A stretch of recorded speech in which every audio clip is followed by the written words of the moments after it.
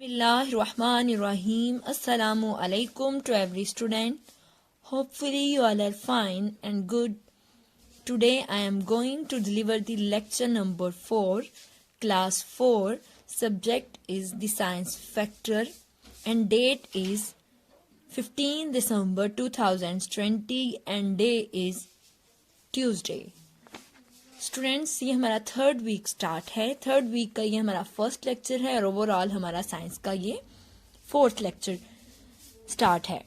ठीक है, तो अब हम यूनिट नंबर 8 का लेसन नंबर 2 जिसका टॉपिक है फ्रिक्शन वो स्टार्ट करेंगे.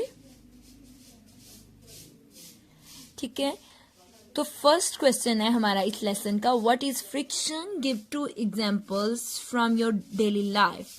फ्रिक्शन क्या होती है और इसकी 2 एग्जाम्पल्स देनी है. फ्रिक्शन क्या होती है? फ्रिक्शन बेसिकली एक ओपोजिंग यानी ओपोजिट फोर्स होती है जो 2 ऑब्जेक्ट्स के दरमियान होती है. यानी 2 ऑब्जेक्ट जब एक दूसरे से रब करते हैं तो उस वक्त उनमें फ्रिक्शन होती है. फॉर एग्जाम्पल, जब हम अर्थ पे चल रहे होते हैं तो अर्थ और हमारे जो फीट होते हैं उनके दरमियान एक फोर्स होती है जिसे कहते हैं फ्रिक्शन. क्या कहते हैं? फ्रिक्शन. बेसिकली 2 ऑब्जेक्ट्स के दरमियान जो रगड़ होती है उसे फ्रिक्शन बोलते हैं. फॉर एग्जांपल, हम जब अर्थ पे चलते हैं तो हमारे जो फीट और अर्थ है वो एक दूसरे के साथ रगड़ खा रहे होते हैं, यानी एक दूसरे से मिल रहे होते हैं, उसको कहते हैं फ्रिक्शन. इसी तरह हम वॉशिंग मशीन को, टायर्स होते हैं, वॉशिंग मशीन को जब किसी भी फ्लोर के ऊपर पुश करते हैं वॉशिंग मशीन को तो उस वक्त वॉशिंग मशीन के टायर्स और फ्लोर के दरमियान या अर्थ के दरमियान जो फोर्स होती है वो फ्रिक्शन होती है. यानी दोनों आपस में रगड़ खाकर चल रहे होते हैं, उसे कहते हैं फ्रिक्शन. यानी टायर्स और जो अर्थ है वो एक दूसरे के साथ रब हो रहे हैं. क्या हो रहे हैं? रब हो रहे हैं. और ये ऑपोजिट फोर्स है, यानी उसकी भी फोर्स लग रही है, टायर्स की भी, और अर्थ की भी फोर्स लग रही है. इसके अलावा कहीं पे फ्रिक्शन कम होती है और कहीं पे फ्रिक्शन ज्यादा होती है. ठीक है, वो जगह जो स्मूथ नहीं होती बल्कि रफ सरफेस होती है, यानी जो मट्टी वाली होती है, टूटी फूटी जो जगह होती है, वहां पे फ्रिक्शन ज्यादा होती है.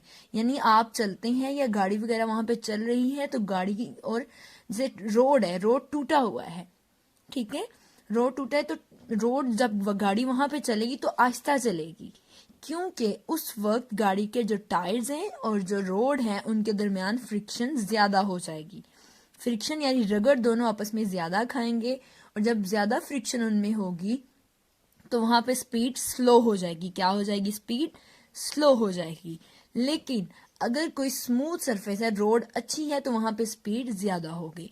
इसके अलावा अगर हम किसी स्मूथ सरफेस यानी जो अच्छी सरफेस है, बहुत स्लिपरी जगह है, स्लिपरी जगह पे जब चल रही हैं तो मतलब हमें वहां पे गिरने का खदशा होता है, हमें लग रहा होता है कि हम अब यहाँ पे गिर जाएंगे. वहां पे क्यों होता है? क्योंकि वहां पे फ्रिक्शन कम होती है. अब हम आते हैं क्वेश्चन की तरफ. क्वेश्चन है, व्हाट इज फ्रिक्शन? फ्रिक्शन क्या होती है? Give 2 examples from your daily life. और अपनी डेली लाइफ से 2 एग्जाम्पल्स दें फ्रिक्शन की. Friction is an opposing force that slows or stops the moving objects. Example है stopping of a moving car, stopping of a moving ball. Friction basically to एक opposite force है जो किसी भी चीज को slow और stop करने में objects को हेल्प करती है. यहाँ पे उन्होंने एग्जाम्पल दी है stopping of a moving car, यानी कार मूव करती करती जब रुक जाती है तो वो किस वजह से रुकती है? फ्रिक्शन की वजह से. जो रोड और कार के टायर्स में फ्रिक्शन होती है उसकी वजह से मूविंग कार स्टॉप हो जाती है. इस तरह stopping of a moving ball, ball move करती करती जब रुक जाती है तो किस वजह से रुकती है? फ्रिक्शन की वजह से रुकती है. आज के लिए इतना ही. आप लोगों ने ये क्वेश्चन अच्छे से लर्न करना है. लर्न करने के बाद आप लोगों ने सेपरेट शीट पे लिखना है और लिख के आप लोगों ने वीकेंड पे स्कूल सबमिट कराना है. आज के लिए इतना ही. अल्लाह हाफिज.